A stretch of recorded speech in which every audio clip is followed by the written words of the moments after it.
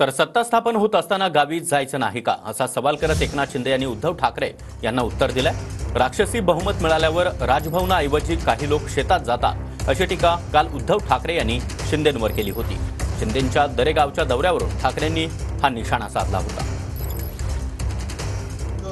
राक्षसी बहुमत मिळाल्यानंतर सुद्धा काही जणांना शेतात पूजा अर्चा करायला जावं का लागतंय? जेव्हा आमची महाविकास आघाडी झाली तेव्हा पहिल्या प्रथम तेव्हा तर काय राष्ट्रपती राजवट लावली होती। आज कोणीही दावा केलेला नाही। विधानसभेची मुदत संपून गेलेली आहे तरी राष्ट्रपती राजवट का लागली गेलेली नाही? ह्या सगळ्या प्रश्नाचं उत्तर कोणाकडेच नाहीये। आणि एवढं बहुमत मिळाल्यानंतर सुद्धा राजभवनावरती जायच्याऐवजी लोक शेतात का जातात? अमावस्येचा मुहूर्त का घेतात? अजूनही दावा का केला जात नाही हा महत्वाचा प्रश्न आहे। शेतात स्थापन करताना काय गावाला यायचं नाही असं काही नियम आहे? नेहमी गावी येतो।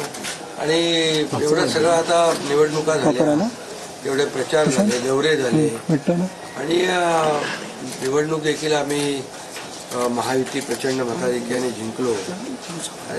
जनतेच्या मनातलं सरकार आता स्थापन होईल।